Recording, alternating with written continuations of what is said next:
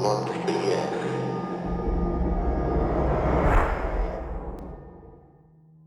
Hi, I'm Lil. And I'm Fitz. And you're listening to Knock Once for Yes. We're back, finally. Apologies to everyone for the delay. We were oh so proud of ourselves last month for getting our scheduling back on track and having content for the next few months lined up, when unfortunately this month's episode completely fell through at the last minute, leaving us scrambling to pick up the pieces. Instead, we ramped up our research into a local legend that we had scheduled for a later episode, but found that there were so many twists and turns to the story that Lil was tearing her hair out trying to make sense of them. In fact, we already sat down to record this episode once, and one more look at the research threw up another revelation that sent us back to the drawing board. It was a fascinating process though, so we hope you'll enjoy the fruits of our labours in this episode's paranormal postcard. In other news, we held the first 2 KOFY Patron Zoom meetings this month, and we had such a fantastic time. It was absolutely wonderful talking with you all, seeing your faces, getting to know you, and not to mention hearing about your Vardoga experiences and a surprising number of Banshee stories. Patrons, keep your eyes peeled for a post shortly about our next Zoom meetings. And without further ado, Fitz, what have we got coming up on today's episode? Coming up this episode, we have a mummified human heart and the ghost detective on the paranormal radar, listener stories from Tracy, Piers and Samantha, and we get our first taste of freedom this year as we escape KOFY HQ to hunt down the legend of Skulking Dudley. But before we get stuck into all of that spooky goodness, we want to say a massive thank you to our latest patrons. Matt, Joe Jackson, Annette Wright, Sammy Hull for upping their pledge, and another anonymous benefactor through KOFY. As ever, thank you so much to all of our awesome patrons and supporters, old and new. We simply couldn't make the show without you. But more than that, you are all genuinely such incredible people, and we're just so grateful to have you in our lives.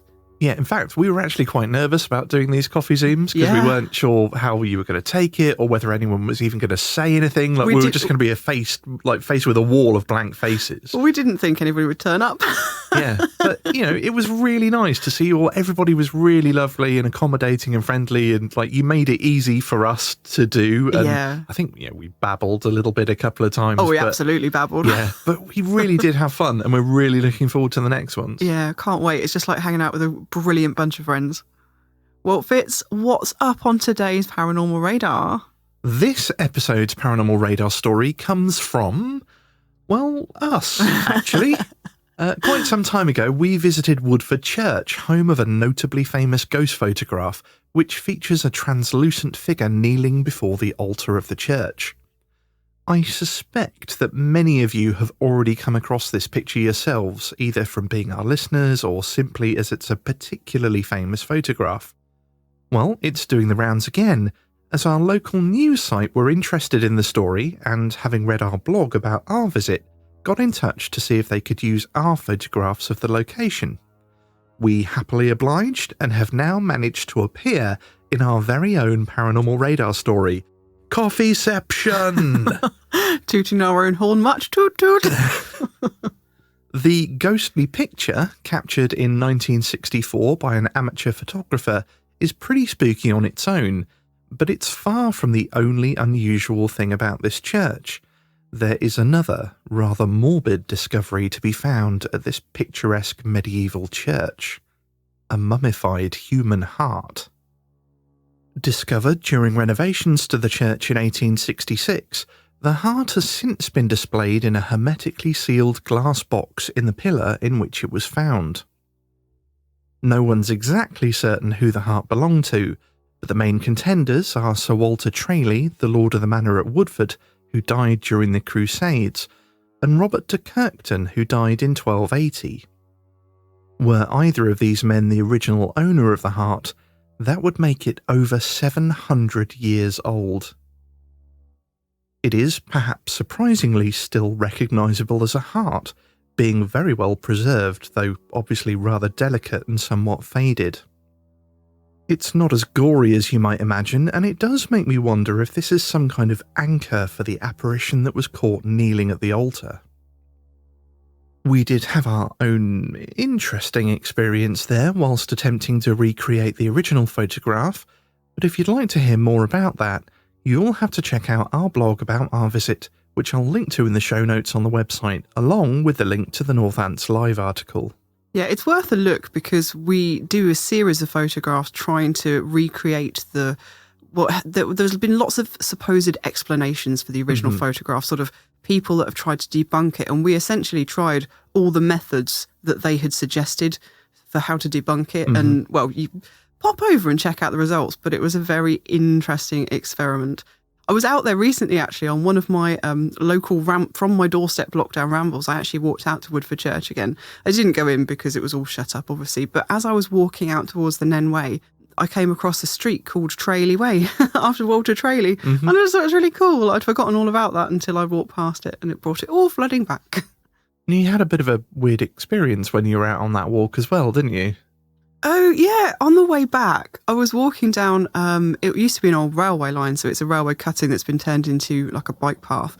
And it's a bridle way as well. So I came across a horse coming the other way, and it was spooking really badly. So I was sort of creeping round very carefully and quietly so I didn't spook the horse anymore. It was prancing around and rearing and it like turning in circles. It wouldn't go on.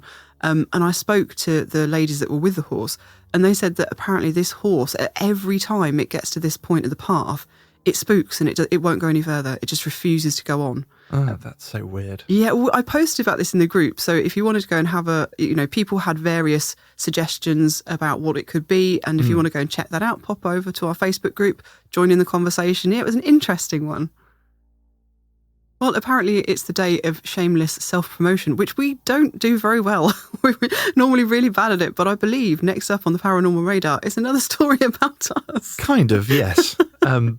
We're British involving us. Terrible at self-promotion, but this does involve us. So, tooting our own horn again somewhat, our second Paranormal Radar story relates to paranormal investigator and author Adrian Perkins, the ghost detective.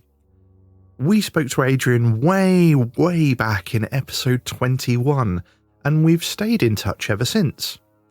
Before that which will not be named, we even managed to join Adrian on some paranormal investigations, but we had to keep the details hush-hush as he was writing about them for his next book, which is now almost here. Adrian has kindly sent us an advance copy of the book before it's released on the 15th of May, and this is the 8th book in the Ghost Detective series. Adrian covers his most recent investigations in this new book, and we were really excited to be included in the investigation of one of those locations. If you want to find out what we get up to, then do check out the book when it's released. You'll be able to find it on Adrian's website, which I'll link to in the show notes, and whilst you're waiting for release, you could even check out some of Adrian's previous books. There are some awesome paranormal investigations and experiences in all of the books.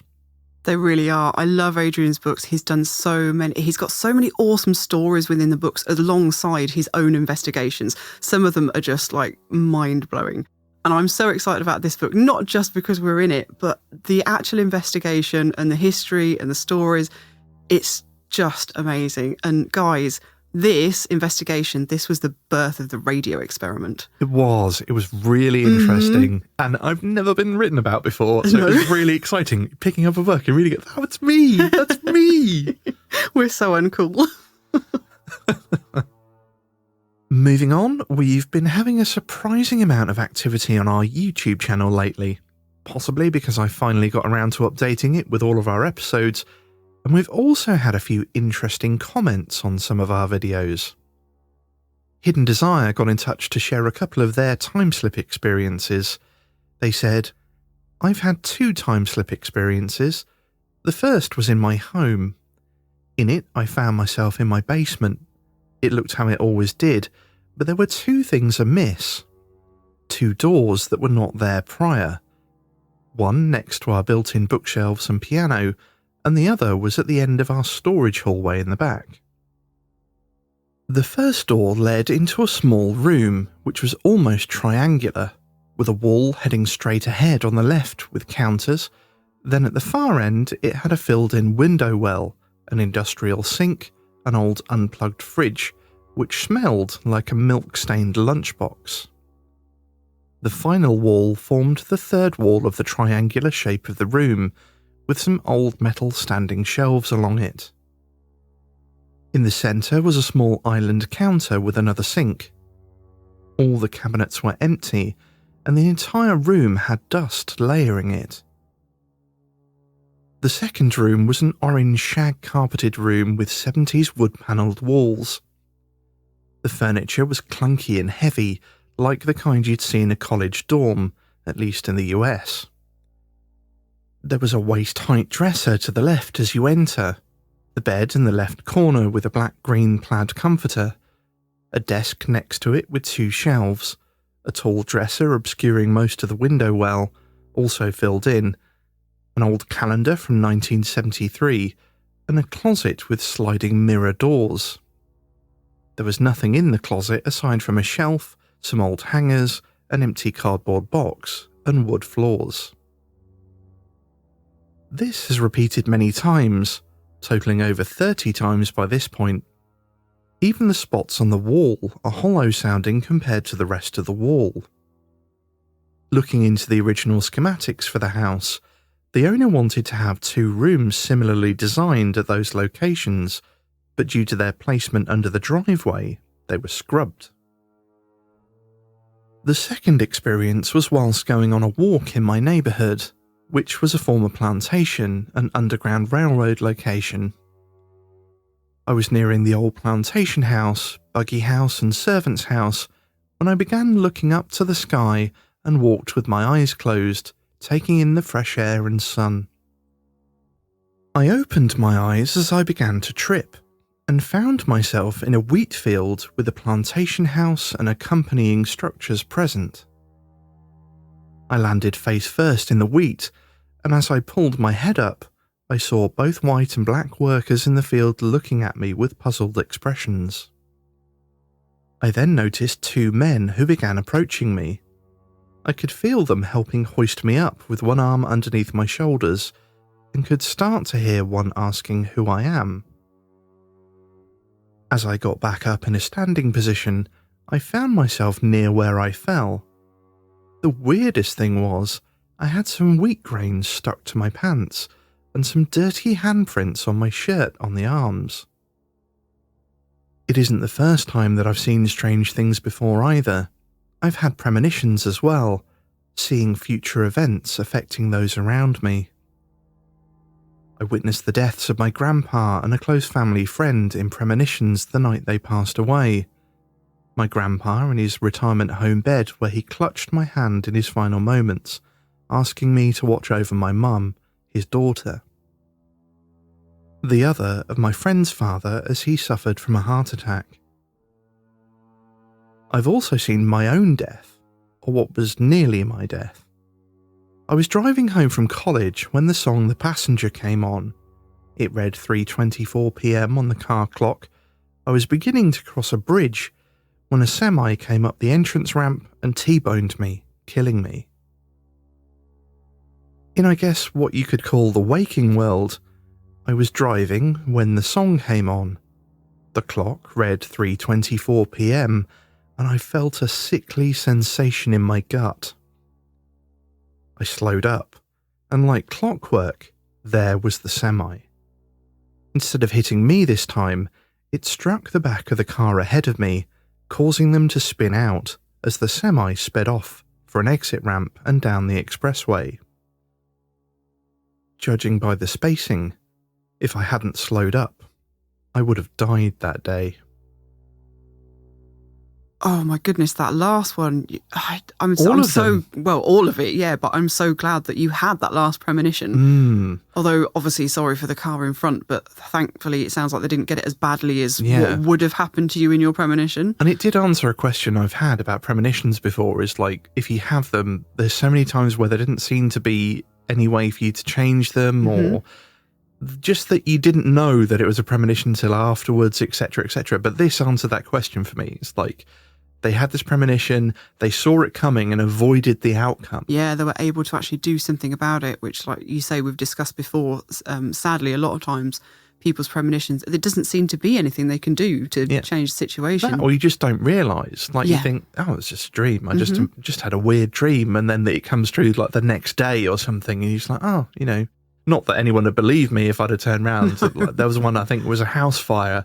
And it's like, if you turned up at somebody's house and went, oh, your house is going to burn down tonight, they're like, should I call the police? Are you threatening me? Yeah. It's not like, you know, oh, thanks for warning us. It wouldn't be seen as helpful, would it? No, but the first story, was that a time slip or was that... I don't think so. That reminds me more of the time slip we talked about in one of our recent episodes where that pilot saw almost like an alternative future. This to me was like an alternate this was like an alternative future. past. This seems to be like now, though, because he mentioned, you know, it was all empty and there was dust, and so it doesn't sound like he went back to when it was new. Not that it was ever new. You mean when it was in use? See, it was the thing about the calendar from 1973. Well, I think that made me think it was in the past. Well, no, because he said it was all covered in dust and blah, blah, blah, blah. True. Mm-hmm. So I'm thinking it's like, I don't know, a dimension portal or an alternate reality where it was done. And it's still now, so it's not like a time slip as such. Like, he still bought the house and blah, blah, blah.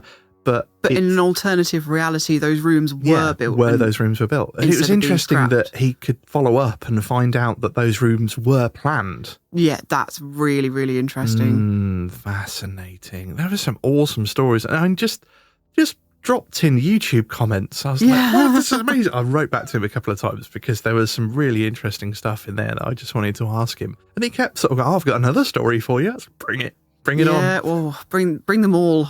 We love these stories. Indeed. So thank you so much for getting in touch with those. And if you've got any more, it sounds like you're one of these people like us that has more than their fair share of experiences. We do a bit, yeah. Then, do get in touch and share a few more of them. We'd love to hear them. Mm-hmm. JC also got in touch to say, I was listening to your December episode and my jaw dropped during one of your listeners' stories. I also have things go missing quite often, and on several occasions have asked politely for the spirits to give the item back. And it works. Several of my friends have witnessed this. Will spend forever scouring my apartment unable to find it, only for me to step out of a room and say, may I please have this back? Walk back into the room, and whatever was missing is sitting in plain sight, definitely not where it had been before, leaving my friends shocked and confused. I still talk with my best friend about it sometimes, since she has witnessed it the most, and was amazed to hear someone else experiences this as well. I have another interesting story about my experience with what I call a slip in the matrix, but we'll save it for another time. Oh, JC, thank you. That's intriguing. That's tantalising, dropping that in there at the last minute. We'd love to hear your slip in the matrix story another time, please. I did reply and ask, and yes, she kindly said she will send it in at some point. So Excellent. Yes, very much looking forward to that. But it just goes to show the amount of people that have a similar sort of experience here. Yeah, it does work. It's happened to us. But it's like anything in life, isn't it? Politeness and manners goes a long way. If you just ask politely, please may I have it back? Not to say that it always works, but it does seem to work in a large number of cases. It's not just me, I've had friends and family that have had interesting experiences. I mean, it's not, like Fitz says, it's not to say every time you lose something, if you just ask out loud, it will magically appear. It's not like that. But I know quite a surprising number of people who've had these very strange experiences where, something's just completely vanished off the face of the earth. They've turned the house upside down, top to tail, and then all of a sudden it will just be in the middle of the floor where they've walked 1,000 times and they couldn't possibly have missed it. Yeah. So you just have to wonder what exactly is going on there, because it's a bit strange. And talking of things that are a little bit strange, our first listener story. This is a cracker. I was riveted when I was sat reading it. I've read it 3 or 4 times already, and I have been riveted every single time I've read it, and I have no idea what was going on. I'm really excited for you to hear this one. This one is from Tracy. This happened to my brother and I on a trip we took to Canada. We discussed this recently, trying to determine the time frame of when it occurred, and checking our memories of the events with each other to make sure it wasn't something that just one of us had imagined. Realising we both remembered the incident similarly, we noted that it had occurred in 1999. I had just gotten my learner's permit to drive, and we'd taken the trip over the border to Canada in my brother's Chevy Cavalier. I was a huge hockey fan and wanted to go to see the Hockey Hall of Fame in Toronto. Once we'd crossed the border, my brother let me drive the rest of the way to Toronto on the Queen Elizabeth Way. We arrived there on a Sunday and there was very little open. I remember walking through the underground mall area where the entrance to the Hall of Fame was. It was very quiet. We then heard a muffled banging, and finding the source of the sound, there was a man behind a door. He was banging on it, trying to get our attention. I walked over and turned the knob. The man said he'd somehow gotten locked inside and was so glad we happened to be walking by to let him out. He was surprised when we told him we'd just randomly driven there from the United States on a whim to see the Hall of Fame, and it was lucky we were there at all. But that wasn't the strange thing that happened on this trip. It was when we went home.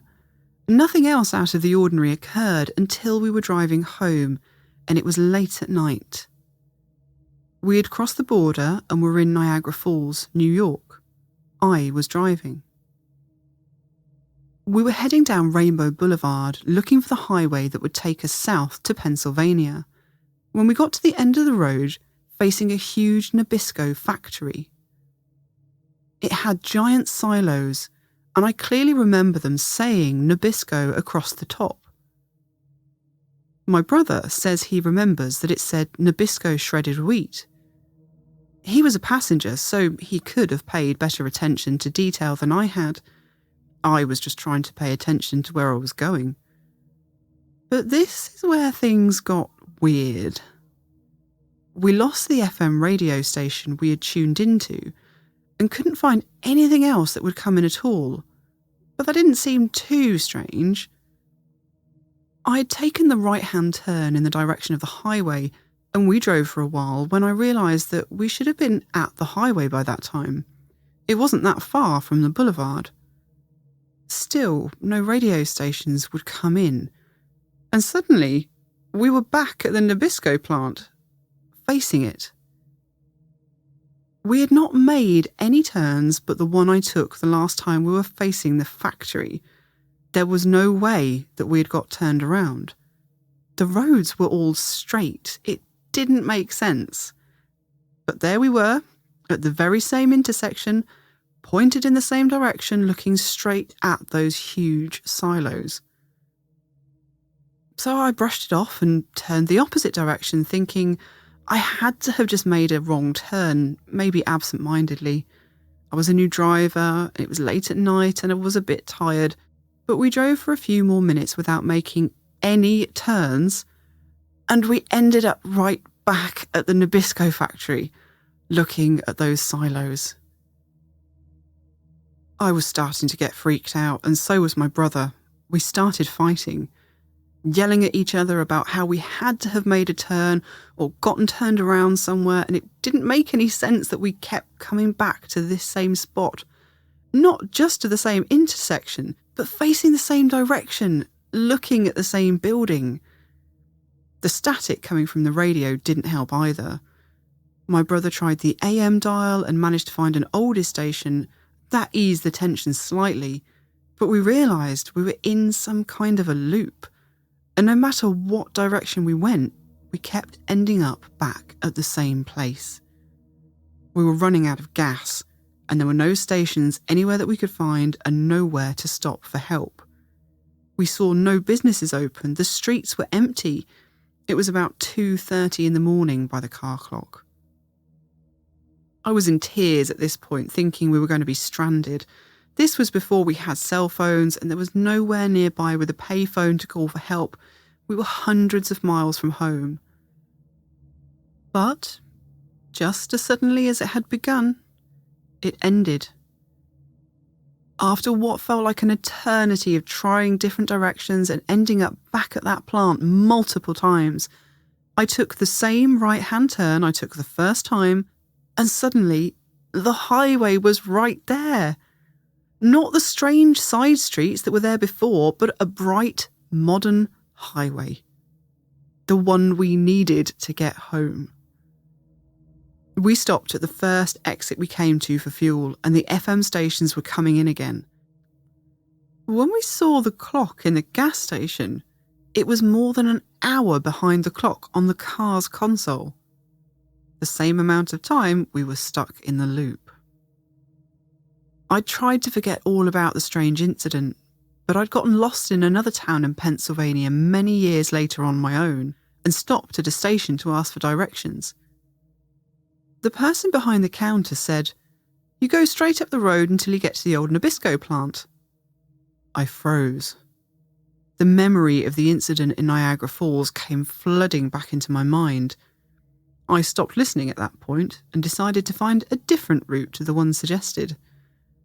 I was afraid of going near any old Nabisco plant ever again, especially while driving at night, and would never do so by myself. When my brother and I discussed this recently, he insisted that the plant said shredded wheat, and I only remember Nabisco, so we looked it up. The plant opened on Rainbow Boulevard in 1950 and was referenced in the 1953 Marilyn Monroe film Niagara. But the plant stopped making shredded wheat in 1993 and only made Triscuit crackers until it closed in 2001. We were definitely there in 1999 because we clearly remember this trip being before 9/11, but after I'd gotten my driving permit.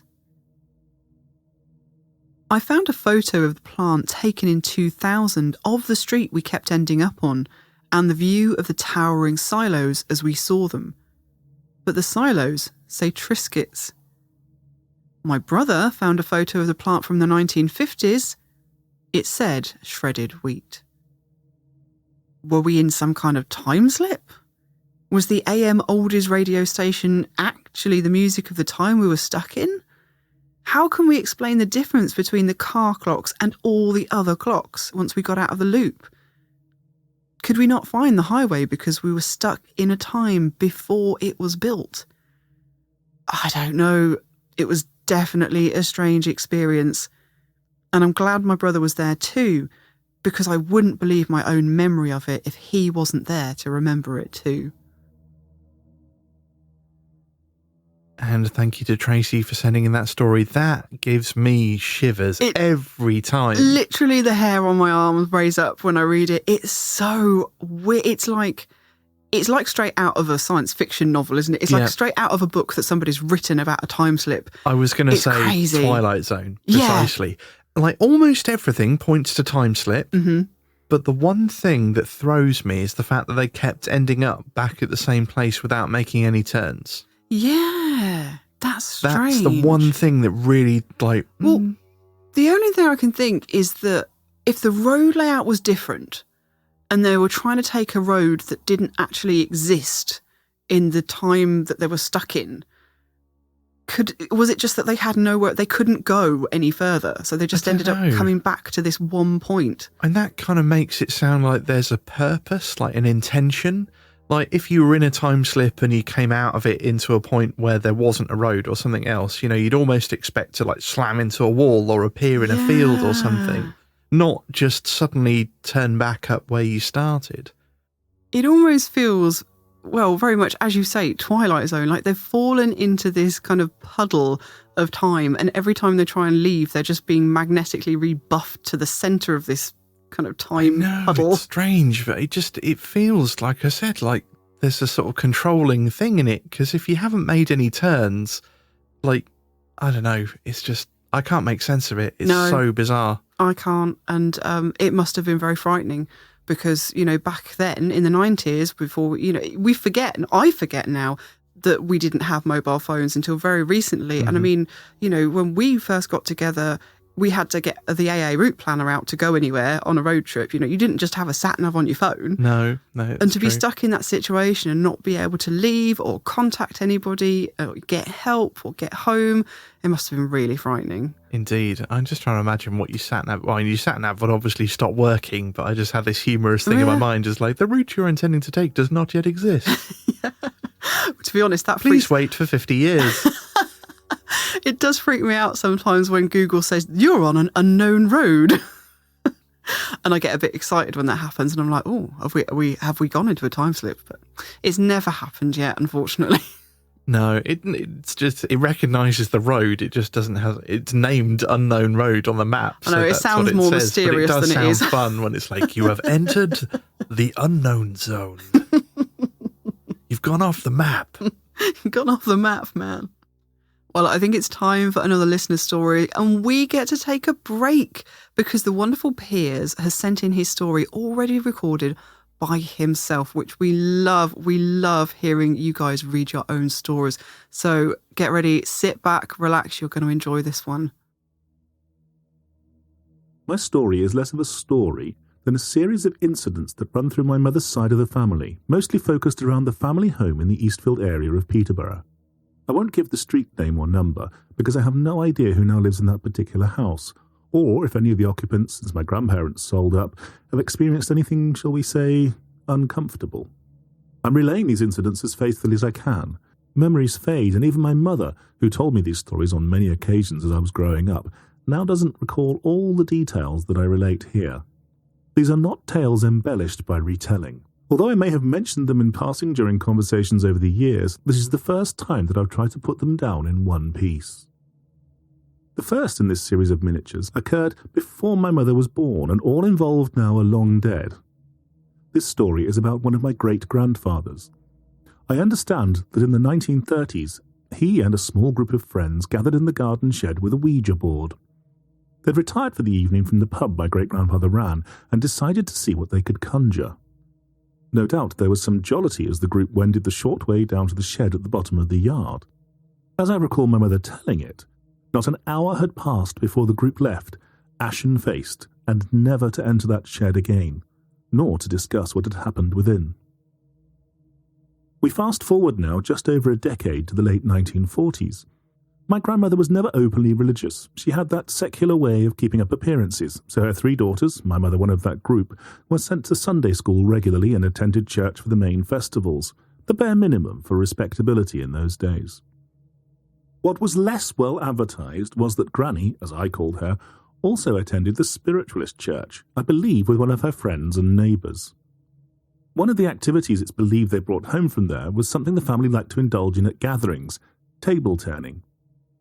My mother was very small, and the family were gathered in the front room of the family home, a place of significance as my story unfolds. It was after dinner, and the family had been playing cards and dominoes when someone suggested they try their luck at table turning. For those not aware of this old practice, the group links fingertips around the perimeter of a small table, such as a card table. Concentrating, the table can begin to rock or even levitate. A small number of the family shuffled around the card table and touched fingertips. After a pause, the table did indeed start to move, a gentle rocking at first, then growing ever more violent until it was flung from their hands and spun away into the open fire at the hearth. Needless to say, that was the last time the family ever tried that parlour pastime. In the 1950s, a curious thing occurred. One day, a strikingly well-made, handsome gent's umbrella appeared in the hallway. It was less dramatic than that, but put simply, one day it wasn't there, the next. My grandfather spent several months asking every caller to their house if they recognised it or if it was theirs. Nobody ever claimed the umbrella, and one day, as if it had never been there, it was gone. You could assume this to be a prank, but Granny wasn't a practical joker, and Grandad, while he liked to wind people up, by all accounts, was puzzled as everybody else as to what had happened. And I can attest that he also wouldn't have been able to keep a straight face for that amount of time had he set it up. A few years later, my mother's cat died. She'd been terribly fond of Yindy, her Siamese cat, and missed him terribly upon his untimely death. He had been one of those with-you cats, and would, throughout his life, climb up my mother to sit on her shoulder, and every weekday would greet her home from school with a chirrup at the entrance to the passageway down the side of the house, and race ahead as my mother wheeled her bicycle down and through the garden. One day, my mother came home, and as usual, Yindy was there to greet her and led her down to the back garden. Sadly, he'd been dead for a little over a week at the time. A few years later, my mother had left school and was working as a secretary and was dating my father. Dad was very fond of the family dog, a toy poodle named Binky. By all accounts, Binky was equally fond of my father, and when Dad came to visit, would sit under his chair and lick his fingers while everybody chatted. This was a usual thing for them, but rather less so than when my father felt the dog's rough tongue at work on his hand only a couple of days after Binky's passing. My mother was very fond of her grandma, her mother's mother. They were close and would often visit each other, popping around unannounced, as everything was in the days before mobile phones, on the off chance the other one would be in. One day, my mother came through to find her grandmother waiting for her in the front room of my childhood home. She smiled on seeing her there and was about to speak when her grandmother slowly waved and with a smile faded away. Shortly after this, and slightly taken aback, she took a call and learned her grandmother had died that morning. A couple of years later, in the early 1970s, my brother was a toddler and not sleeping well at all. Mum and Dad were both shattered from trying to break this cycle, and on one occasion it was my mother's turn to try to lull him off. Before she could heave her weary bones from the bed, she heard a woman's voice in my brother's bedroom, and very soon he was quiet once more. Mum was too tired to be alarmed, but the voice was familiar, and to this day, Mum believes it was her grandma who had come to lend a hand. Every weekend throughout my childhood, my mother, father, brother and I would visit the Eastfield home of my grandparents at least once, and all through the later 70s and through the 80s and into the 90s we were regular daytime callers. The only time we were really there after dark was in winter, when we might drop in after a shopping on a cold winter's afternoon, or for Christmas meals. I used to really look forward to the various foods my granny would prepare for big family gatherings. She was an excellent cook and made amazing cakes, biscuits, salads of various types, Waldorf being my favourite, a platter of cold meats, really any number of dishes until the table was heaving with food. The living room was a square affair, about 14 feet on a side, and with the table out and everyone gathered, the youngsters would be sent to collect chairs from where they were stored in the upstairs bedrooms and the front room. This was exciting, but also for me not a little unnerving. After dark, that house was completely different away from the living room and kitchen. The stairs were very steep, and the house not having central heating, the rooms upstairs were much colder than the party gathering below. Granny was a bit of a miser when it came to light bulbs, never using a 100-watt where a 60 would do, and never using a 60 where she could get away with a 40. They sound really bright to modern ears, used to tiny wattages in LED lights, but incandescent bulbs were really inefficient, and a 40 or even a 60-watt bulb was very dim indeed. Ascending those steep stairs under poor lighting and then collecting musty old dining chairs from a freezing cold middle bedroom was no fun at all for an imaginative child. Even then, in the mid-late 80s, the front room was never really used by the family anymore. Grandad had his piano in there and occasionally would be in there bashing out a tune in his inimitable rustic style. Despite this, even if at a party the adults had piled their coats on the sofa bed in the front room, you wouldn't get me to cross the threshold and enter that room after dark. There was always something wrong about that room. Little did I know. In the late 80s, I started taking 2 or 3 day little holidays with my grandparents. It was good to get away, and I loved my grandparents' company. As I've said, Granny was an excellent cook, and I was assured of good food and a good few laughs during my stay. I used to write lots of short stories, and had a small Olivetti portable typewriter that I would thump away at with 2 fingers, grinding out scripts for radio shows that were never made and countless false starts to a novel. When I stayed with my grandparents during the summer holidays, I would use the front room for this purpose. As I've already said, the room had a strange atmosphere, and even though it had a large bay window that faced due south, even in the hottest summer, that room was freezing cold. I used to have to take breaks to step outside to warm up, or regain my nerve enough to continue. The house was old and the only loo was right at the back. I would stay in the middle bedroom, a small room stuffed with Art Deco furniture and old books, and a single bed where I slept. This was right at the top of the stairs, so it was easy enough to pop down in the night.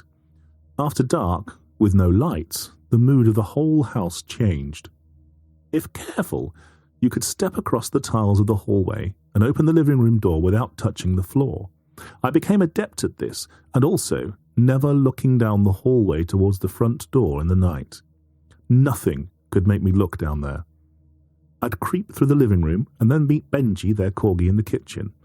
I'd fuss him for a bit before and after using the loo to help with my nerves before running the gauntlet of the hallway and stairs again.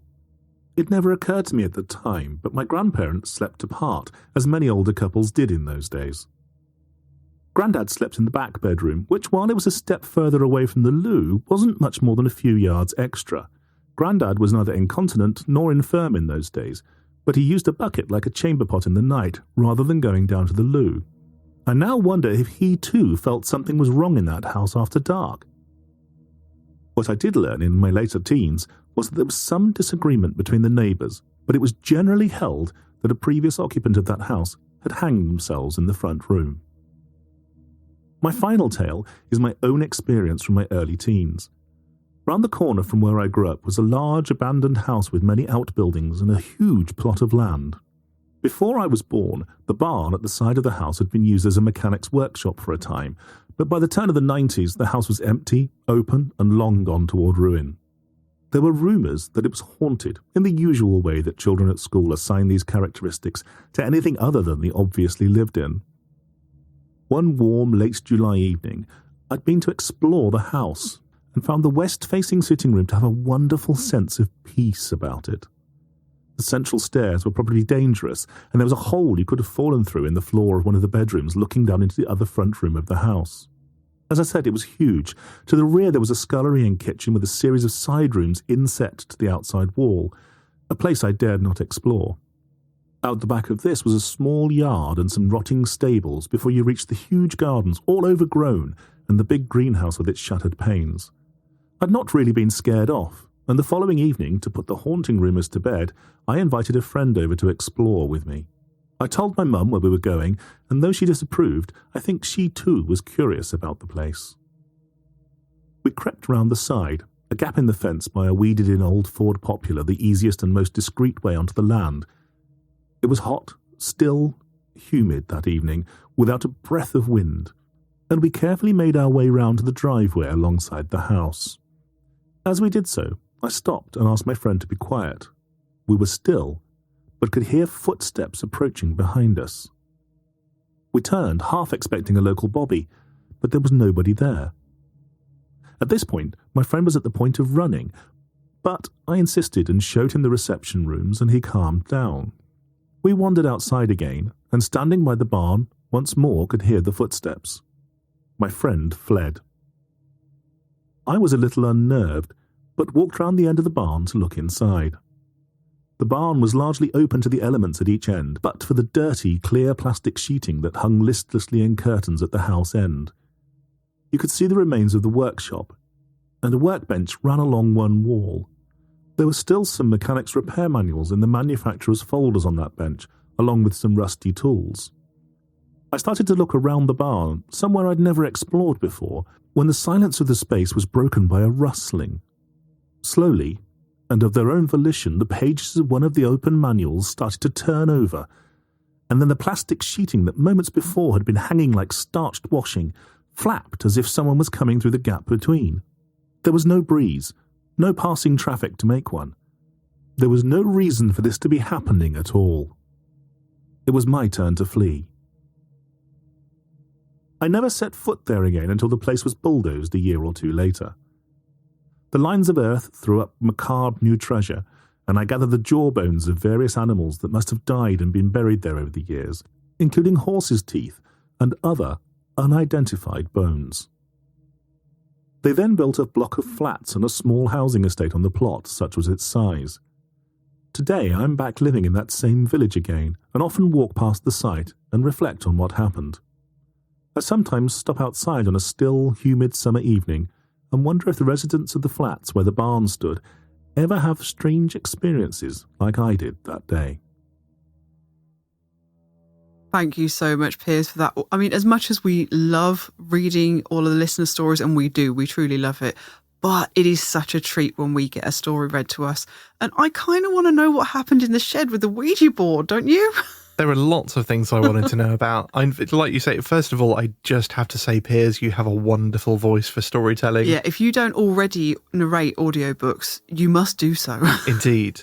The story that jumped out for me, there were so many good ones in there. The story that jumped out for me was the grandparents' house, and there being the part of the house that you just don't look at night, and you have to sort of creep around and rush in and out and go to the loo with your eyes shut. That reminded me so much of our spooky haunted house in Northampton. That just, it sounded, I got the vibe from it that was the same as we experienced, and yeah, I'm with you on that. Oh, for me, I think it was the last story with the pages turning and the sheeting blowing like somebody had just come through it, and I'd have been out of there.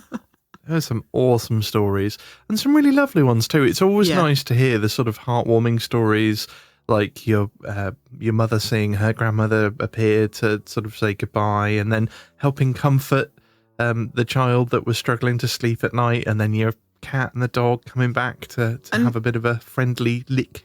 And it sounds like you might have had a bit of a mischievous ghost as well. Like, where did the umbrella come from and where did it go? That's not the first time we've heard something like that happening. It actually crops up quite a lot. Or was that an umbrella having its own time slip experience? I think you're taking time slip too far. I think there's actually a term for it, and it's not apparate, but I always want to call it apparate, like from Harry Potter, where things just appear. Even like the Society of Psychical Research have looked into this phenomena of things just appearing that have never belonged in a house before. They've literally come from nowhere. And I think when we talked to Keith Linder, he had this phenomena happening. Yeah. He would just have random stuff turn up in his house that belonged to nobody, had never been there, and then it would just go back into the ether and disappear. Well, where did it come from? That phenomena really fascinates me. Paranormal swap shop. Possibly. Well, thank you again to Piers for sharing all those amazing stories with us and for reading them so magnificently. Well, back to us reading stories for the last story of the episode, and this one is from Samantha. My story involves a homemade Ouija board that my parents had made back when I was a kid, aged about 9 in the 70s. They'd set numbers and letters up on one of those old breakfast-in-bed lap tables with the metal folding legs. The handwritten letters and numbers were stuck down with tape around the edges of the lap table, the classic upturned glass being used as the planchette. Of course, this spirit communication setup was irresistible to my younger sister and myself, and we used to drag the table out and sit there contacting spirits for fun. We had no trouble making the board work, and I remember the glass gliding all over the place, spelling out stuff. We used the board many times with no troubles, and I can't even remember the messages that we got. They were so mundane and very not scary. Then one time, things changed. I distinctly remember this thing telling us it was thousands of years old and that it came from another planet. At the time, we felt this was pretty cool, so we asked for its name and other stuff about its life on this other planet. I remember the glass starting to move in a strange pattern, back and forth, which hadn't happened before. My sister and I got a bit spooked, and so we ended the session. We used to do this by lifting the glass and kind of wafting it around to release whatever was in the glass. Kid logic, I guess. After this session on the board, the flat we lived in got a very heavy feeling. My sister and I started to feel scared for the first time. Strange things began happening. I remember waking up late one night after everyone was in bed and hearing the distinctive sound of dishes and glassware clacking and clinking in the kitchen, like they were all being roughly pulled out and shoved back rapidly into the cupboards. I could see through our bedroom door into part of the kitchen from our bedroom. I remember thinking it was strange because the kitchen light was off and there appeared to be no one in there. Next, our wardrobe doors started to open and shut by themselves after we'd been tucked into bed and the light turned off. This was an old-fashioned wardrobe that had keyholes and locked with a key. We could hear the lock mechanisms turning and see the doors swing open and closed. This frightened us badly. being kids and living in a small flat, my sister and I spent a lot of time playing in our shared bedroom. We had a set of bunk beds, and we took turns sleeping in the top bunk. One night I drew the short straw and had to sleep in the bottom bunk. I was dozing off when I felt a hard shove into the mattress underneath me. I knew it wasn't my sister because she was still in the top bunk, and I'd have known if she'd gotten out because I'd have seen, heard, and felt her use the ladder. The shoving and poking from underneath the bed kept happening, and I decided to bounce myself against the mattress to try to stop it. As I did this, whatever it was would push back, really hard. It would then torment me by poking up into the mattress and not let me go to sleep. I was very frightened and experienced another one of the very strange events that reoccurred often during this time. It was like a sound-deadening silence, like being siloed in a bubble where no one could hear you. Scared by the mattress pushing, I yelled out to my sister, but got no reply. I was practically screaming, but she couldn't hear me and didn't wake up. Neither did my parents. This bubble of silence happened to me again in another incident when something reached up from under the bed and roughly grabbed my feet through the blankets. I screamed out, calling out over and over for my mum, but again no one heard me. For some strange reason, even though I was terrified by what just happened, I somehow went straight to sleep.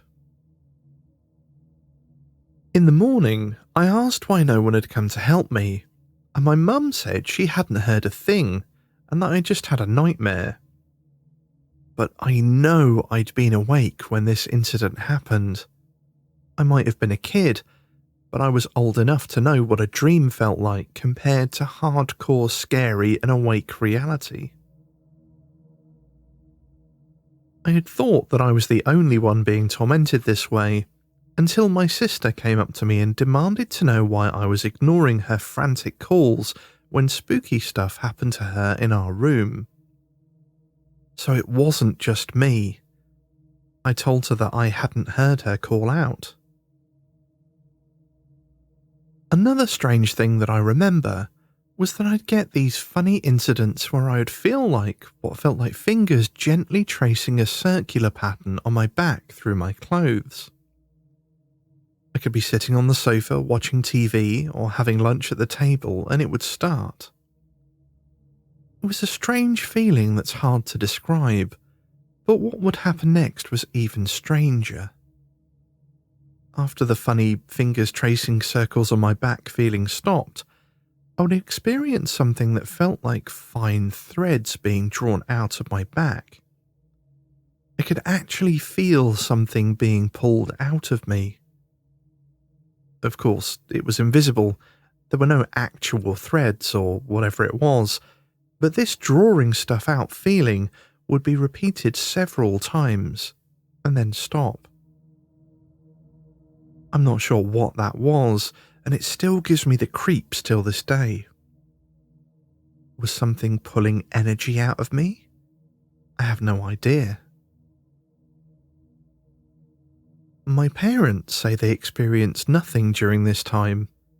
My mum, who's in her mid-70s now, still remembers that time and how we'd complain that there was a ghost in the flat and that we'd cry and say we wanted to move house.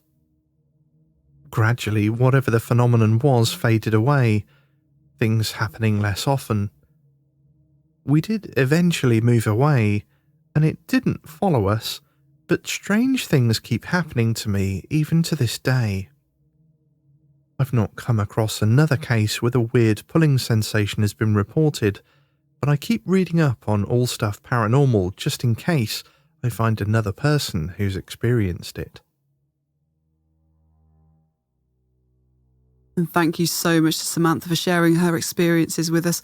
It sounds like you had so many utterly terrifying experiences in that house, and especially as a child. It just must have been so frightening, and I'm sorry that you had to go through that. I think I was quite lucky in that all the spooky stuff that happened to me as a kid was mostly quite pleasant, or at least not terrifying. I don't necessarily think... I'm not saying that I feel like there was something sinister going on. I mean, there may have been, there may not have been, I don't know.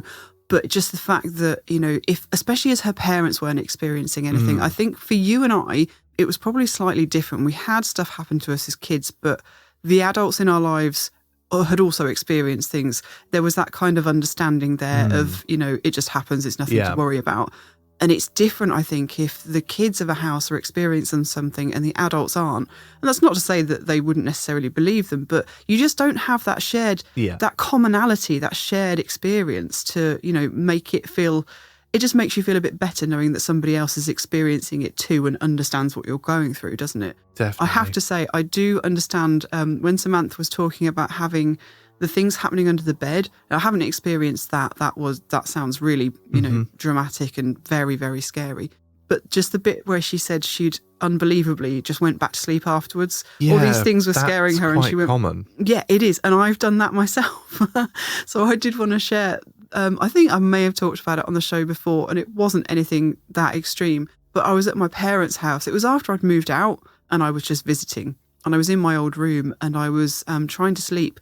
And as I was laying on the pillow, just sort of trying to drop off, but very definitely awake and not dreaming, I just heard something scratching underneath the pillow, just like scratching underneath the mattress or just right and directly underneath my head.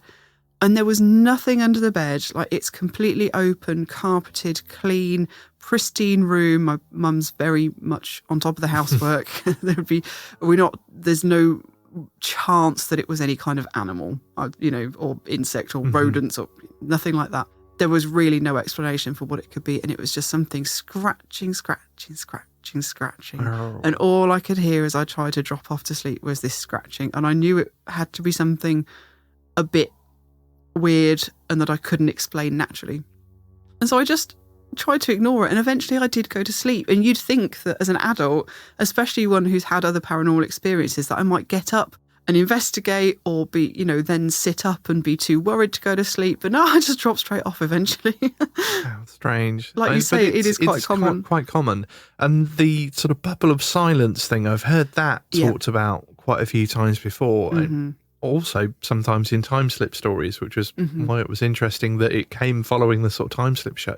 But for some reason, that tendrils in the back feeling, I can't place it, but it sounds so familiar to me. I had the same experience. Now, Samantha did post this story in the Facebook group as well. So if this is ringing any bells with anybody, you may have come across it in there. And if anybody has experienced this, please do get in touch. I mean, one of the reasons we started the show in the first place was to do exactly what we've just been talking about. If you've had these weird experiences and you can't explain them and you don't know anybody else that's had them, it's really isolating and scary. And part of the point of this show is to get everybody together and have shared experiences and say, look, no, I know it's weird and it's terrifying, but I've had the same thing. I know what you're going through. I understand. So if anybody knows of, you know, any experiences like that, not necessarily looking for an explanation, just common ground, really, because like you, Fitz, it rings a bell and it makes me feel like I've heard of it before or something, and I can't place it. I wonder whether she's going down. It made me feel perhaps like she mentioned whether something was trying to feed off her energy or something. I don't know. It's just giving me this inkling in my head, like I've heard of it, but I can't place it. There's quite a few things where I thought, I don't think I've heard of that before, or that sounds a bit like so-and-so, but for some reason there's just that little thing at the back of my head that's saying, this is familiar. It is, but I don't know why. It's really bothering me. Can't place it, and I'm the same. It's like irritating me that I can't place where it's coming from, but it rings familiar. Yeah, it's like I know that this has happened before somewhere, and it's on the tip of my tongue, at the back of my memory, and I can't place it. So please, if anybody does know, if you've heard of this before, do get in touch and let us know. We'd love to hear from you. Indeed. And Unfortunately, that is all of the listener stories for this episode. Thank you so much to all of you that shared your experiences. We absolutely love hearing them and, of course, sharing them, which is what the show is all about. We are always looking for more of people's paranormal encounters, so if you've experienced something spooky, then please do get in touch to share your story through our website at notonceVS.com. And as we said before, if you've sent in a story and we haven't used it yet, don't worry. We often try and group stories so that they fit a theme and the overall length of the show, and it can sometimes take a while to find the perfect place for them. And now, we escape from the confines of KOFY HQ to go on our first paranormal postcard adventure this year as we go in search of the legend of Skulking Dudley. This episode all started with me idly gazing at a map. You all know how much I love maps, despite the fact that I'm shockingly useless at actual navigation. But over this last lockdown, I spent a great deal of time idly map gazing. Sometimes dreaming of adventures to come when we can all be safely free again, but mostly over this seemingly never-ending winter, to try and rustle up some new from-the-doorstep lockdown walks that I haven't already done 11 billion times. So, perhaps understandably, my eye sometimes wanders across town a bit, and on this day, it wandered a little bit northeast, taking in all the weird and wonderful place names as it went. It's one of the things I adore most of all about maps. It's such a treasure trove of marvellous sounding places that make you want to roll their names around on your tongue like so many different flavoured boiled sweets. Windy Barn, Mickle Hill, George's Thorns, Nen Glen, Gummell's Wold, Gidding Grove Gorse, Skulking Dudley Coppice. Skulking Dudley Coppice? What an amazing name! And one that rang a bell too. Something in the dusty piles of local law errata in the back room of my brain rustled, and a moth or two fluttered out. I recognised the name Skulking Dudley, but not from a small piece of woodland marked on a map. I knew it from a book of Northamptonshire ghost stories. And so, I attacked the KOFY HQ library, and before long we were feeding diesel to the coffee-mobile and heading off in search of Skulking Dudley and a haunted wood. It was our first trip out after a long winter on lockdown. Restrictions were easing slightly, but we were still being very cautious and not travelling far. Still, we couldn't help but feel a thrill of excitement as we clambered aboard the van and finally set off on another long-awaited adventure. We really didn't have far to go though, and after only a few winding and bumping country roads, we were standing, windswept, on an icily brisk spring day, outside of our first destination of the trip, the church of a small Northamptonshire village called Clopton. The ghost story woven inextricably through the history of Clopton village is of a wandering apparition who takes his phantom perambulations from Clopton Manor down the road and past the old graveyard. And there's a clue right there as to just how long this ghost has been wandering the village streets, because the old graveyard is nothing now but a memory, and not a living memory either. The church we stand in front of may look like the style of a 13th century church, but it has a slightly too clean cut and freshly clipped look about it that gives it away. This incarnation of Clopton Church was in fact only built in 1862, after the original was deemed to be damaged beyond repair and was pulled down. In fact, there's no trace of the old church or graveyard now, and the only information we can find is that it was on or near the site of the present church. It's a little disappointing, but our objective is simply to walk the route the apparition has been seen traversing by locals, and assuming that route follows a road that's still in existence, then we can be fairly sure that we're on it, as Clopton is a pretty tiny place, and seems to be made up of this one main road, with a handful of houses, a farm and the church on one side, and the manor on the other. Trying to look up history on Clopton Village is a bit of a nightmare. The place is so synonymous with the legend of Skulking Dudley that for the most part the ghost story is all you can find. The entry for Clopton on a certain popular online encyclopedia simply gives the parish's population at the time of the 2001 census, just 134 people in case you were wondering, the Skulking Dudley legend, and that's it. We're used to digging pretty deep to research all of our episodes, but this one was even less forthcoming than usual. But we did know that the manor was still standing where it should be. Not in its original form, granted. The Renaissance-style hall standing today was only built in 1906, but it was built on the site of the old manor, and today we're more interested in the grounds than anything else. Although it's always nice to ogle the architecture, but today that was a treat we were to be denied. Turning the corner from Clopton Church, we almost immediately see a long, high, weathered wall enclosing some obviously extensive gardens, which we assume is the manor. But in fact, when we come to a large set of gates, behind which sits a grand old stone house, complete with disused stable buildings and a gardener's cottage, it bears the simple placard, "The Old House."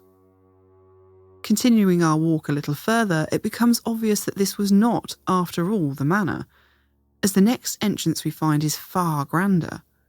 Tall, square stone pillars with globe finials standing sentinel either side of a long, mature tree-lined drive that stretches out of sight. It's very obviously a grand place. So grand, in fact, that the actual manor is entirely hidden from view, and the single and very clear notice on the gate saying "strictly private" means we won't be getting any glimpses of what lies beyond that enticing tree-lined avenue. Still, we've reached the start of our ghost's repeated wanderings, and it really does seem to be a ghost of habit, nearly always described as roaming from the manor, down the road past the old church, and then on to the haunted copse. And of course, that is our next destination. And to get there, we must walk all the way out of the village and pick up the public footpath across the fields, as the small patch of woods is bordered on all sides by farmland. All the copses, coppices and woodlands have their own names. Most of these have been known locally and handed down through generation after generation, and now are forever recorded on maps of the area. Often they take the name of their owners from centuries past, like Ringsdale's Wood, which is a name we'll come across again later. Some are simply descriptive, like Blackthorn Coppice, Ashpole Coppice and Meadow Coppice. So how did Skulking Dudley Coppice get such a name? Who was Dudley, and why was he skulking? Well, Sir Richard Dudley was the landed gentry of Clopton circa 1395. He was a landowner and lord of the manor, which essentially meant that any of the villagers living in Clopton owed him servitude just for the privilege of existing in his vicinity. This was how things worked in the Middle Ages. If you owned land, you had power, and often it meant that your high social standing brought with it connections and favours and things like having the law enforcement in your back pocket. If you didn't own land, then you pretty much kept your head down and tried not to annoy anyone who did. But Dudley was one of those lords who made doing that really hard work. He was a bully. He enjoyed the power he wielded over his peasants and took pleasure in harassing other people, especially those of lower social standing than him. His favourite target was those who couldn't fight back, because, like many bullies, he was also a coward.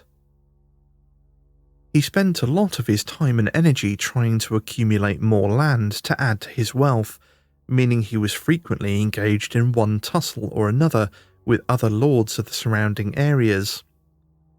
And one day, During one of Dudley's heated arguments over the rights to a certain bit of land with a certain landowner, that certain landowner turned up dead. His body discovered viciously butchered in a local woodland copse. Now it seems fairly obvious to you and I, as indeed it did to the villagers of Clopton, who to point the finger at. Not that they would dare, of course. Their lives quite literally depended on not upsetting their tyrant lord of the manor. To keep their families safe, they had to keep their suspicions to themselves, let the gentry squabble and murder amongst themselves, and just pray that they didn't get dragged into it. Of course, the other thing about lords is that they have connections and money, and Dudley would have had enough coin in his pocket to grease the palms of those enforcing the law. So, when nobody brought Dudley to account over the gruesome find in the woods, it wasn't really a surprise, and any hopes the villagers may have had of being granted a reprieve from their oppressor were quickly dashed. He was so hated as a master that it seems only his foul deeds live on in local legend. Another favourite tale of villainy remembered in Clopton is when Dudley sent his daughter into a sword fight in his place. It's said that Dudley was caught up in another row over land rights, this time with the Lord Ringsden. Ringsden was a man of action, and he had grown weary of Dudley's sniping and plotting, conniving and probably murdering, so he challenged him to a good old-fashioned duel. But not a frilly shirts and pistols at dawn kind of duel. This was the Middle Ages. This was a challenge to a horseback fight armed with sword and spear. I can't help but imagine Dudley as a weaselly little fellow. Local lore paints him in almost a Disney villain caricature, a chap who could usually worm his way out of things by talking the talk, but when push came to shove, wasn't at all willing to walk the walk. So, to stick with the Disney-fied imagery for a moment, whilst Ringsden was robustly performing armour-clad training montages in preparation for the big fight, Dudley was pacing his cold, bare hall by the dim flicker of a stingy fire, desperately trying to scheme his way out of it, and coming up with fewer and fewer options until all he was left with was the reality of his cowardly character. So, he took the only option left to him and called in sick.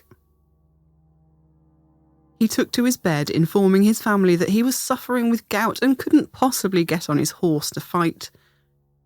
But Lord Ringsden would get his fight that day after all, because Dudley's daughter, Agnes, who we can only imagine took after her mother, was made of sterner stuff, and volunteered to take his place, donning her father's heavy armour with the words, "Rather than he should lose the land or suffer in his honour."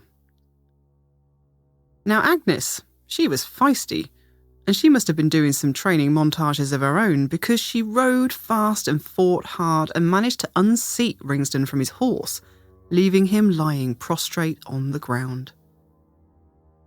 In an ending worthy of any fairy tale worth its salt, having bested her opponent, Agnes victoriously dismounted, loosened the throat latch of her helmet, and lifted the visor to reveal her true identity, and of course, a mass of golden flowing hair. And with the local legend now giving up any pretence of not having gone full fairy tale, Ringsden was of course immediately besotted, and the pair skipped away into the sunset to marry at once. And if you think this has gone so fairy tale it can't possibly be a part of actual history, well, to an extent we'll never know if it really was all rainbows and love at first sight. But the 15th century Dudleys actually changed their family crest to depict a woman with flowing hair and wearing armour, the visor of her helmet lifted to reveal her femininity. So, Dudley's land was saved, although I'm not sure we can say the same thing for his honour. And if this truly were Disney, at this point he'd realise the error of his ways and strive to become a bit more of a decent human being. But this is where the fairy tale ends, and gets a bit gruesome. Dudley certainly did not change his ways. He continued ruling the village with an iron fist, and, more often than not, a big stick. And in the end, that's what got him into trouble. Like so many bullies, he became addicted to power. He needed his fix more and more, and so he pushed the peasants harder and harder and further until one day the inevitable happened, and one of them just snapped. It was almost bound to happen, really. At some point, one person or another would just reach the end of their tether and give back as good as Dudley gave. Unfortunately for Dudley, the day he delivered the straw that broke the camel's back was harvesting day. And even more unfortunately for Dudley, the camel was a scythe-wielding harvester. And when Dudley screamed at said harvester and whopped him over the back of the head with his favourite big stick, the harvester, who whirled round in fury to retaliate, just happened to have a wickedly sharp scythe in his hand, and that scythe just so happened to be conveniently at neck height. It probably says a lot about how much Dudley was disliked locally, that the beheading by scythe was deemed to be an accident. And according to the story, no one was charged with dispatching the scourge of Clopton. The legend paints a picture of a man with few scruples and not so much as a whiff of a guilty conscience. In fact, you might think that he was the sort of man for whom no misdeeds would disrupt his eternal slumber. But something evidently did, and as we come to the end of our rather muddy and chilly trek across the farmland and bridle ways of Clopton, we approach the apparent cause of Dudley's unrest. As we walk into the small patch of woodland, the air becomes still. The tree cover shelters us from the icy winds whipping across the open fields, and the weak spring sunshine manages to fill the sheltered spot with a welcome warmth, releasing the sweet smell of blackthorn blossoms frothing prettily in the hedgerow. It's beautiful and peaceful, but we're here in the day, with sunshine on our side. It's these very same blackthorn hedgerows that supposedly harbour a silent shadow come nightfall. For decades, centuries even, Dudley's ghost took his familiar route from his old home, past the church where he would have worshipped, all the way across town to this wood.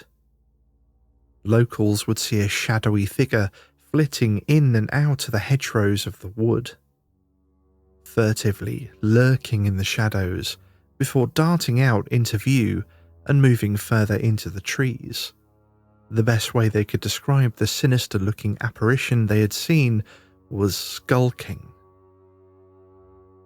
But worse than its unnatural movement and the way it slunk haltingly into the wood was the fact that the figure had no head. Between this rather distinctive aspect and the fact that the Phantom's journey always begins by leaving Clopton Manor, it was obvious to the locals that this must be Dudley's ghost. And although the legend never says which woods held the discovery of the viciously murdered local landowner that was understandably thought to be Dudley's handiwork, we have to wonder if it was in fact these woods, and that maybe Dudley is continually reenacting his clandestine visits to the site of his most heinous crime. Maybe he was ashamed of what he did, or maybe he came to gloat. Whatever the reason, it must have been a powerful motivation for the spirit of the long-departed man to continue making the rather lengthy journey from manor to woods for all these years.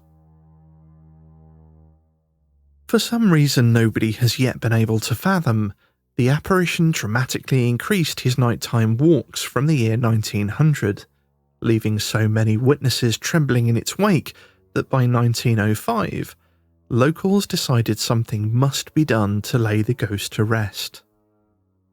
no less than 12 priests were called in from all the surrounding areas. In fact, that's the conservative estimate. Some reports say there were as many as 21.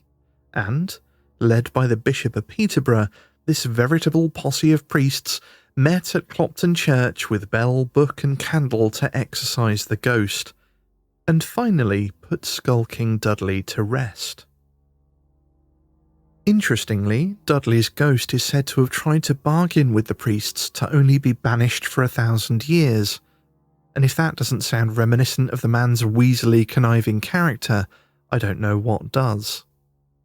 But the priests refused, and throwing their lighted candles into the river, banished him forever. Or so they thought.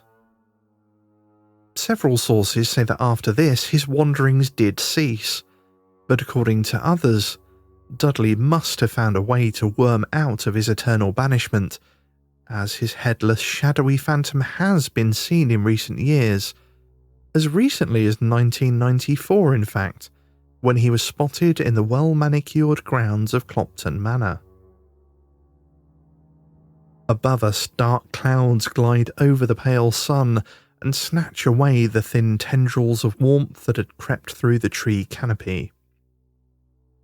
With shadows settling back into the hedgerows and thickets either side of us, we decide to head away from the haunted coppice and back out into the open field, where we will find a small wooden bridge into the next town, and another local legend we can't resist checking out before we head for home.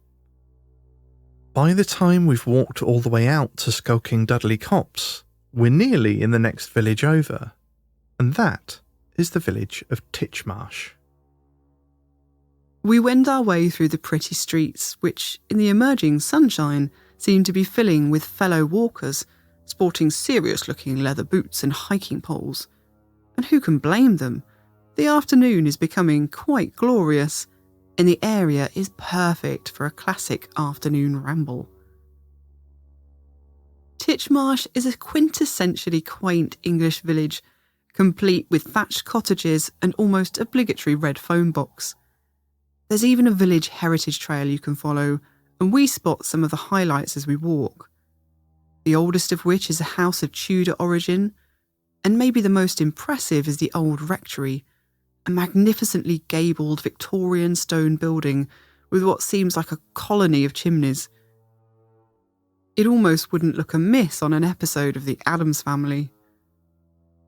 But our destination is right in the middle of the high street, and at first glance doesn't look nearly as impressive as some of the other heritage highlights. In fact, you could be mistaken for thinking it was just a lumpy field. And in a sense, you'd be right. These days, it is in fact just a lumpy field. But the uneven grassy mounds you can see today were once the earthworks of Titchmarsh Castle. We don't know an awful lot about Titchmarsh Castle, except that it was built in the early 13th century. It certainly had a moat, and we know it was fortified, as the castle's lord of the manor, Sir John Lovell, was granted a licence to crenellate in 1304. But most of the castle's story has been lost to history, largely, we can imagine, because the castle wasn't in use for very long. In fact, by only 1363, the castle was already in a ruinous state, and apparently it was never put back into service. As with many similar castles across the country, the stone was gradually taken away over the centuries to be reused in other buildings around the village, and I have no doubt that many structures around Titchmarsh probably have a bit of the castle within them. But the key to this legend is the Lovell family, who resided in the castle in the 14th century. And if any of you are keen followers of well-known myths and legends, your ears might well have pricked up at this mention of the Lovell family, as this family name goes hand in hand with the legend of the Mistletoe Bride. This legend is as old as they come, but perhaps the reason it's so well remembered and so often retold is down to the Victorians, who always did love a bit of the macabre with their festivities. It wasn't the first time the tale appeared in print, but in the early 1830s, songwriter T.H. Bailey and composer Sir Henry Bishop turned the rather dark legend into a song called The Mistletoe Bow. The Victorians loved it, and with the story playing out against a backdrop of Christmas celebrations, it soon became a very popular festive song. In fact, it's claimed that it was sung in every house at Christmas time during the 19th century, which may sound a little odd, as it is basically a horror story. But then, there always has been something just a little bit right about ghost stories at Christmas. The mistletoe hung in the castle hall, the holly branch shone on the old oak wall, and the baron's retainers were blithe and gay and keeping their Christmas holiday. The baron beheld with a father's pride his beautiful child, young Lovell's bride, while she, with her bright eyes, seemed to be the star of the goodly company. "I'm weary of dancing now," she cried. "Here, tarry a moment, I'll hide. And Lovell, be sure thou'rt first to trace the clue to my secret lurking place." Away she ran, and her friends began each tower to search and each nook to scan. And young Lovell cried, "Oh, where dost thou hide?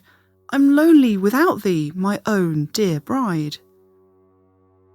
They sought her that night, and they sought her next day, and they sought her in vain when a week passed away. In the highest, the lowest, the loneliest spot, young Lovell sought wildly, but found her not. And years flew by, and their grief at last was told as a sorrowful tale long past. And when Lovell appeared, the children cried, "See, the old man weeps for his fairy bride." At length, an oak chest that had long lain hid was found in the castle. They raised the lid, and a skeleton form lay mouldering there, in the bridal wreath of that lady fair. Oh, sad was her fate. In sportive jest she hid from her lord in the old oak chest. It closed with a spring and dreadful doom. The bride lay clasped in her living tomb. Catchy. A wedding feast gone terribly wrong. A festive, playful game with a deadly outcome. A new bride, finding herself trapped by the heavy chest's hidden lock, doomed to wither and rot right under the nose of her stricken mourning husband. A grisly discovery years later when the chest is opened to reveal a grinning skeleton in a bridal gown, a sprig of mistletoe clasped to her chest, waiting for her husband's kiss. It's not quite the Rudolph and Wham we know and love today, is it?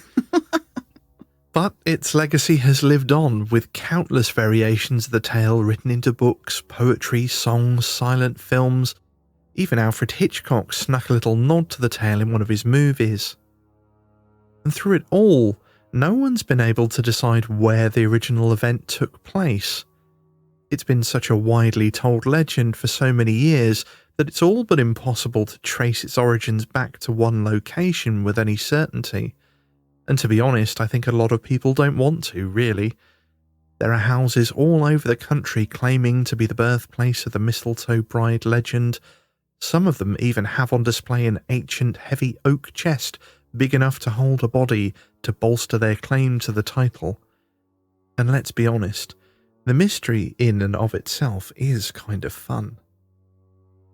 The one thing people can normally agree on, though, is that the Lovell family are firmly at the centre of the tale. And Lovell is a real family name, which appears in many historical records. But the name's tied to so many different places all over England, in Hampshire, Cornwall, Berkshire, Oxfordshire, Rutland, Norfolk and Somerset, but hardly ever in Northamptonshire. But why not? Titchmarsh Castle was the seat of the Lovell family in the 14th century, So don't they have just as much claim to the origin of the Mistletoe Bride as any other place? It seems to be Northamptonshire poet George Harrison who first put forward the link between Titchmarsh Castle and the Lovell Bride, when he published his own retelling of the legend in his 1928 book, Poems and Sketches, but the tie never seems to have caught on. Personally, I suspect this is merely because Titchmarsh is a beautiful but tiny village with a lumpy field and an information sign. There's nothing left of the castle, certainly no conveniently body-sized oak chest, and perhaps more pertinently, there's no one charging entrance fees, and no gift shop. So, the once grand family seat of the Lovells, and Northamptonshire's possible connection to the Mistletoe Bride legend remains largely unnoticed, hidden underneath the ground and within the pages of little red poetry books. But it means we have the castle remains to ourselves, and we're free to stand quietly and absorb the atmosphere, able to let our imaginations wander over what once stood here, and gently listen for any secrets it wants to give. And that is the way we like it, really. And that should be the end of our paranormal postcard, but it's not, quite. I know we've often said that researching ghost stories and legends can be tricky, but this one really took the cake.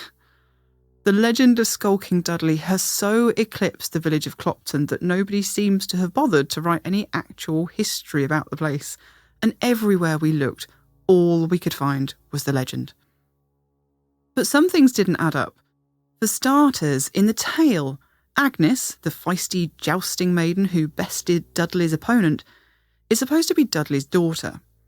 This was a little confusing, as she's frequently referred to as Agnes Hotto, not Dudley, and in one version she had a completely different name and was called Ivota. When we looked at the Dudley family tree, we discovered that there was in fact an Agnes Hotto, but she wasn't Dudley's daughter. She married Sir Richard Dudley in 1395.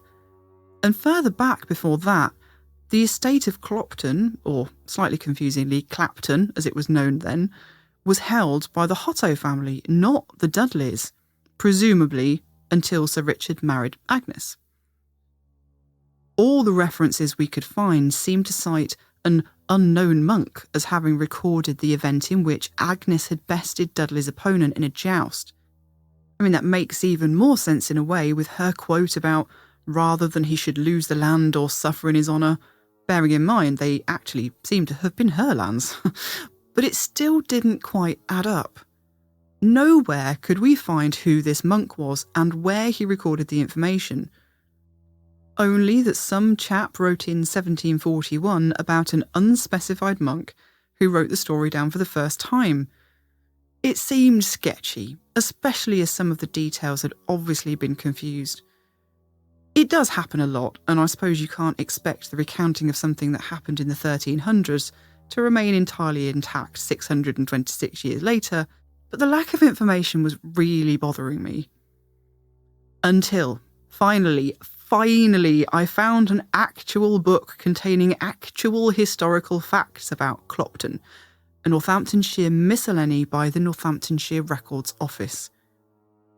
The only slight problem was that the material collected inside, containing details of the Clopton estates, was in Latin. I don't know about you guys, but Fitz's Latin is rusty and mine is, well, non-existent.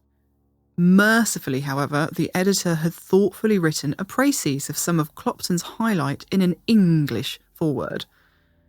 And this is where things got interesting. So, to get to the bottom of all this, we need to go way back to the beginnings of Clopton, or Clapton as it was then. Well, I say the beginning, but what I really mean is the beginning of recorded history in Clapton. But by the time this happens, many generations of settlers in the village have probably come and gone. There's certainly a Roman road through the town, but I wasn't able to find much in the way of recorded archaeological investigations, so most of what we know of Clapton's history really starts with a good old Doomsday Book. which is where we start to get more comprehensive written records of which bits of land were parcelled up and gifted to whom after the Norman invasion of Britain.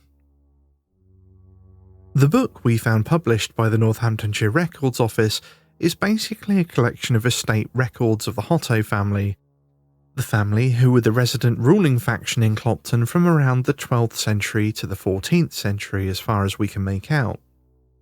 Unfortunately, as my rusty schoolboy Latin wasn't up to the task of the majority of the book, we had to make do with the introduction, which seemed to be a greatest hit to the Hotto family during their time in Clapton, sort of triumphs and tragedies, or maybe stuff that made the headlines. But scanning through, several things started to look rather familiar. Firstly, in one version of the Skulking Dudley tale, the jousting maid that knocked a knight from his horse was named Ivota, not Agnes as in all the others. Looking through the estate records, I find a story about the marriage of a lord of the Clapton Manor to his first wife, Iveta, a name which doesn't seem to pop up anywhere else in the timeline of Clapton. The reason they're mentioned is interesting and certainly an event that would have been talked about locally for many, many years to come. The book says, after his marriage, returning home with his wife from the place of her birth, on the road beyond Wittering, at a distance, William saw his mansion house of Clapton in flames, and on his arrival found it with the preparations and provisions for celebrating the wedding feast destroyed by fire. This accident, our author says, was a judgment from heaven, as in the reign of King Stephen, he had converted more than a third part of the churchyard to a profane use, and had cut down a noble grove of ash trees which grew in it for the purpose of building his said manor house. But next up, something even weirder. The book continues, giving a bit of a timeline of the lords of Clapton and their offspring, until eventually we get to Walter de Grauntcourt and his daughter Dionysia, who the book says is described as a formidable lady, and then goes on to tell this tale. Of Dionysia, the second daughter of Walter de Grauntcourt, it is recorded that when a maiden, clad in a tunic, with a hat upon her head and armed only with a hollow shield, about the 17th year of King Stephen, she attacked a certain knight, with one blow of her spear bringing him to the ground, and carried off his horse. Now, doesn't that story sound awfully familiar? The thing is, wherever the legend appears today, it features and stars Agnes Hotto, who did exist and was in Clapton. But in the year 1395, Dionysia knocked a knight from his horse with her spear in the 17th year of King Stephen, which I worked out to be around the year 1152, 243 years before Agnes came along. And it just seems pretty unlikely to me that this is simply a coincidence. But it didn't end there. The records go on to show further offspring and marriages. Dionysia had a daughter called Emma, and Emma had two daughters, Isabella and Maud. Isabella married twice, and right here, bells of familiarity started clanging once again. Isabella's first husband was, to quote the book, found in a wood, barbarously murdered with his head cut off. Wait a minute, if that's not the recipe for a headless ghost skulking around the wood, then I don't know what is. Is this the original murder that made it into the Skulking Dudley legend? I wasn't able to find a firm date for this, but it seems to have been some time in the early 1200s, so well before the timeline of the legends as they are usually reported. Not only that, but Isabella's second husband is Ralph of Ringstone. Remember Lord Ringston from the legend who threw down the gauntlet and challenged Dudley to a duel? And Ringsdale Woods just south of Clopton Church. Is Ralph the original Lord Ringston? It's certainly not out of the realms of possibility There wasn't exactly a fixed spelling dictionary at that point, and lots of people spelt their own name differently every time they wrote it. So even if it sounds not even quite close, then it doesn't mean that it's not the same person. And a lot of things were just spelt phonetically, and Ringstone, Ringsdale and Ringsden, they all sound pretty much the same. They're close enough that they certainly would have passed for other examples that we have. During Isabella and Ralph's lifetime, the Clapton estate seemed to have been divided up between Hotto family members somewhat. But one family member seemed determined to regain possession of all the land, and that was Richard... Nope, not Richard Dudley, but Richard Hotto. Richard keeps popping up in the records as claiming, inheriting or buying various bits of the Clapton estate over the years, until it seemed he had managed to collect most, if not all of them. The book even makes note of this by saying of his last purchase, "This land was bought by Richard Hotto in 1248, and with this transaction, the 12th century estate which Richard's great-uncle had alienated was in effect reconstituted in his hands." Even this sounds familiar.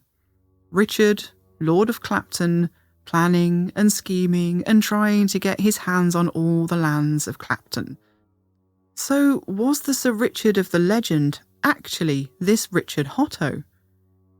If so, it seems he might have been well placed to have committed that barbarous murder in the woods. In offing Isabella's husband, he might have stood a better chance of taking her Clapton inheritance off her hands. As it was, Isabella did remarry, but records show that Richard did eventually purchase her land after her second husband went off to the Holy Land. Just hinting that maybe he had in fact been after grabbing it all along.